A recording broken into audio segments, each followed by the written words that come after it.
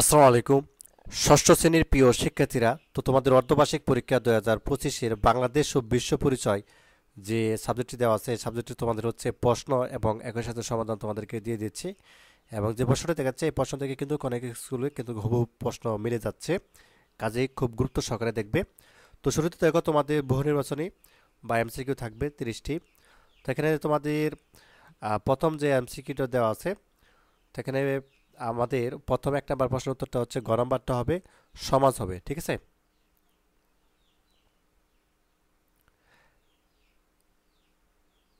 আচ্ছা, তারপরে দেখো পৃথিবীর প্রধান সভ্যতাগুলো ছিল কি।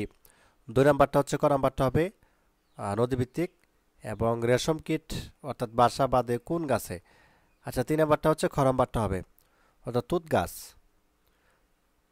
আচ্ছা, শিকড় ও খাদ্য সংগ্রহভিত্তিক সমাজকে কি বলা হয়। তো এখানে চার নাম্বারটা উত্তর হচ্ছে তিনটাই হবে। আচ্ছা, পাঁচ নাম্বারটা একটা উদ্দীপক আছে, উদ্দীপকে কোন বিষয়টি বর্ণিত হয়েছে। পাঁচ নাম্বার উত্তরটা দিবা তুমি হচ্ছে ক নাম্বারটা দিবা সমাজ সৃষ্টির ইতিহাস, উক্ত বিষয়টি সৃষ্টির উদ্দেশ্য হচ্ছে এখানে। আচ্ছা, ছয় নাম্বার আনসারটা দিবা হচ্ছে ক নাম্বারটা এক এবং দুই। আচ্ছা, কোন এলাকায় মন্ডা বিখ্যাত। তো এখানে সাত নাম্বার উত্তরটা হচ্ছে গ নাম্বারটা দিবা মুক্তাগাছা, ময়মনসিংহে মুক্তাগাছার কথা বলছে। আর কোনটির আদিম মানুষের হাতিয়ার। আচ্ছা, আট নাম্বার উত্তরটা হচ্ছে খ নাম্বারটা দিবা খাসকাটা বললম। আচ্ছা, স্বাধীনতা লাভের পূর্বে বর্তমান বাংলাদেশের নাম কী ছিল। ঠিক আছে, এটা তো সবাই পড়ো, পূর্ব পাকিস্তান, তাই না। তো তারপর দেখো হচ্ছে অবস্থিত প্রাচীন নগরীটির নাম কী ছিল। তো এখানে তোমাদের নয় নাম্বারটা হচ্ছে গরমবাটা দিবা, ঠিক আছে, পুণ্ডনগর আর কি, ওটা 10 নম্বর আর কি। পাল রাজবংশের প্রতিষ্ঠাতাকে। তুমি একের নাম্বার আনসারটা দেবে হচ্ছে খ নাম্বারটা গোপাল। পাল সম্রাটগণ কোন ধর্মের অনুসারী ছিলেন। তো 12 নম্বর প্রশ্ন উত্তরটা হচ্ছে তুমি গ নাম্বারটা দিবা বৌদ্ধ। আচ্ছা, গুপ্তারা মূলত ভারত উপমহাদেশের কোন অঞ্চলকে শাসক ছিলেন। তো 13 নম্বর প্রশ্নের উত্তরটা হচ্ছে তুমি দিবা গ নাম্বারটা অর্থাৎ উত্তরাঞ্চলের। ইখতিয়ার উদ্দিন মোহাম্মদ বখতিয়ার খলজি কাকে পরাজিত করে নদিয়া দখল করেন। 14 নম্বর উত্তরটা হচ্ছে গ নাম্বারটা দিবা লক্ষণ সেন। এবং পাল রাজবংশের বিখ্যাত শাসক কে ছিলেন। তো এখানে 15 নম্বর উত্তরটা কী হবে তোমাদের, 15 নম্বর হবে তোমাদের এখানে গ নাম্বার, তাই না, 2 এবং 3 দেবপাল এবং শাহিপাল। আচ্ছা, প্রাচীন বাংলাদেশের কোন পথে ব্যবসায় বাণিজ্য বেশি হতে। আচ্ছা, 5 নম্বর উত্তরটা হচ্ছে ক নাম্বারটা হবে। আচ্ছা, প্রাচীন বাংলাদেশ কোন পথে ব্যবসায় বাণিজ্য বেশি হতো। তো 16 নম্বর আনসারটা কি দিবা, 16 নম্বর আনসার হচ্ছে গ নাম্বারটা মানে নদী। কোনটি বস্তুগত সংস্কৃতি। 17 নম্বর উত্তরটা হচ্ছে ক নাম্বারটা দিবা বাড়ি। কোনটি সংস্কৃতি অর্থাৎ অবস্তুগত উপাদান। 18 নম্বর উত্তরটা হচ্ছে তুমি দিবা ক নাম্বারটা সঙ্গীত। বোতল নৃত্য কোন নৃগোষ্ঠীর উৎসব। তো তোমাদের এখানে 19 নম্বর প্রশ্নের উত্তরটা কি দিবা, 19 নম্বর প্রশ্নের উত্তরটা হচ্ছে তোমাদের এখানে কি দিবা খ নাম্বারটা, খ নাম্বার কি আছে ত্রিপুরাদের। কিসের মাধ্যমে মানুষের জীবনযাপনের প্রতিচ্ছবি ফুটে ওঠে। তো 20 নম্বর উত্তরটা কি দিবা, 20 নম্বর হচ্ছে তোমাদের ক নাম্বার সংস্কৃতি। কোনটি অবস্থাগত সংস্কৃতির উদাহরণ। 21 নম্বর উত্তরটা হচ্ছে গ নাম্বারটা গল্প। আচ্ছা, এখানে একটা উদ্দীপক দেওয়া আছে। তো উদ্দীপকের আলোকে আমাদেরকে বলছে 22 নম্বরে যে উদ্দীপকে উল্লিখিত নকশিকাতার নকশাগুলো সংস্কৃতির কোন ধরনের উপাদান। 22 নম্বরটা হবে গ নাম্বারটা এই যে অবস্থাগত, উক্ত উপাদানের উদাহরণ নয়। গ নাম্বারটা হবে তিনটাই অ্যান্সার হবে বইপত্র খাবার যানবাহন তিনটাই হবে। বাংলাদেশে অর্থনীতির মূলত 24 নম্বর উত্তরটা হচ্ছে গ নাম্বারটা হবে কৃষি নির্ভর।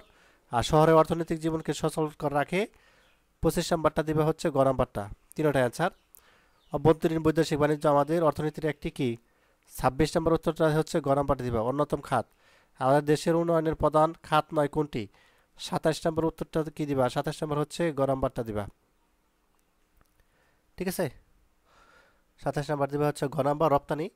বাংলাদেশের বেশিরভাগ মানুষ কোথায় বাস করে, গ্রামে বাস করে, তাই না, খ নাম্বারটা। শহরাঞ্চলের মানুষ, শহরাঞ্চলের মানুষ কি তিনটাই হবে শিল্পপতি চাকরিজীবী ব্যবসায়ী। অভ্যন্তরীণ বাজারে পণ্য সামগ্রিক সহজলভ্য করার পাশাপাশি বিদেশ থেকে মূল্যবান বৈদেশিক মুদ্রা অর্জন করে। সেবা খাত, ব্যবসা খাত, কৃষি খাত, শিল্প খাত, শিল্প খাত। তো এরপর দেখো তোমাদের লিখিত প্রশ্ন থাকবে, যেমন সংক্ষিপ্ত প্রশ্ন থাকবে 10টি, যেগুলো 10টি উত্তর দিবা একদম ছোট ছোট করে। যেমন সমাজ বলতে কি বোঝা, অর্থাৎ যখন বহু লোক কোনো উদ্দেশ্যে সাধারণ জন্য একাত্রে বসবাস করে তাকে সমাজ বলে, এভাবে লিখে দেবে এক লাইনে। সমাজ কিভাবে গড়ে ওঠে? সমাজ কিভাবে গড়ে ওঠে? মানুষের পারস্পরিক সহযোগিতায় কি সমাজ গড়ে ওঠে? আচ্ছা, কুটির শিল্প বিকাশে ভৌগোলিক পরিবেশের প্রভাব কেমন? কৃষিকাজ কিভাবে বিস্তার লাভ করে? ঠিক আছে, কিভাবে কৃষিকাজ বিস্তার লাভ করে? আর প্রাগৈতিহাসিক যুগ সম্পর্কে লেখো, মানে আগে কীরকম যুগ ছিল ওইটার ব্যাপারে। সেন বংশের অবসান ঘটে কিভাবে? ঠিক আছে। আর বাংলা ভাষার প্রাচীনতম নিদর্শন কোনটি? কার মাধ্যমে বাংলা, অর্থাৎ বাংলায় আফগান শাসন শুরু হয়? সংস্কৃতি বলতে কি বোঝায়? বাংলাদেশের সংস্কৃতি বস্তুগত উপাদানসমূহ কি কি? শহরের সংস্কৃতি সম্পর্কে সংক্ষেপে ধারণা দাও। কোন উৎসগুলো বাংলাদেশের সংস্কৃতি সমৃদ্ধ করেছে? বাংলাদেশের কৃষি নির্ভর দেশ বলা হয় কেন? সেবা খাত কয়টি উদাহরণ দাও? কিভাবে জনসংখ্যা জনসম্পত্তি পরিণত হতে পারে? সৃজনশীল প্রশ্ন থাকবে, দেখবে। এক নাম্বারটা দেখো, এখানে বলছে সমাজ গঠনের প্রথম ধাপ কোনটি? সমাজের দুটি বৈশিষ্ট্য লেখো। সকে উ কিউ কিউ চিহ্নিত স্থানে কি হবে, এর সাথে মানুষের সম্পর্ক ব্যাখ্যা করো। পরিবার, গোত্র, সম্প্রদায়, জাতিগোষ্ঠী, তারপর সমাজ। ঠিক আছে। প্রধান শক্তি ধারাবাহিক মূল কাঠামো আলোকে বিশ্লেষণ করো। 2 নম্বর সৃজনশীল দেখো, মধ্যাকর্ষণ শক্তি কি আবিষ্কার করেন? গৃহবলিত বসু মানুষের সম্পদ পরিণত হয় কিভাবে? ঠিক আছে, এখানে দেওয়া আছে। 3 নম্বর সৃজনশীলটা দেখো। তারপরে 4 নম্বরটা। ঠিক আছে। তারপর দেখো 5 নম্বর সৃজনশীলটা, এটা সংস্কৃতি শব্দের ইংরেজি প্রতিশব্দ কি? বাংলাদেশের গ্রামীণ সংস্কৃতির স্বরূপ ব্যাখ্যা করো। এগুলো দেখে নাও। 6 নম্বরটা হচ্ছে আমাদের এটা, এবং 7 নম্বরটা হচ্ছে এটা, সেবা খাত কাকে বলে, এগুলা। ঠিক আছে। আর 8 নম্বরের এটা। তো এই ছিল তোমাদের প্রশ্ন। ঠিক আছে। ধন্যবাদ সবাইকে ভিডিও দেখার জন্য।